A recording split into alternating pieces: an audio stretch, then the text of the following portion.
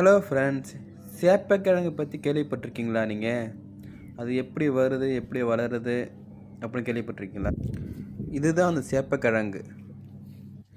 இது எங்கேன்னு பார்த்தீங்கன்னு வச்சுக்கேன், மாலத்தீவில் எங்கள் தோட்டத்தில் இன்றைக்கி சேப்பக்கிழங்கு அறுவடை பண்ணோம்.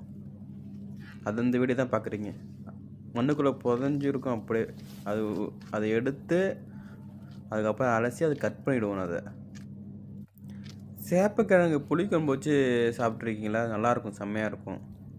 சேப்பக்கிழங்கு பார்த்தீங்கன்னா சதுப்பு நிலம் மாரி அப்படின்னா ஒலை மாதிரி இருக்கணும். அதேமாரி இடத்துல தான் அது நல்லா பெருசாக வளரும் செடி. இந்த பிளான்ட் வைக்கிறதுக்கு நாங்கள் ஜேசி பேரை வச்சு இந்த இடத்த நோண்டி தான் இதை வச்சோம்.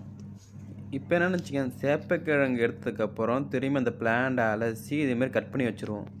இந்த கட் பண்ண பிளான்ட்டை திரும்பி போயிட்டு நட்டு வைப்போம். இந்த வீடியோ பிடிக்கணும். நன்றி, வணக்கம்.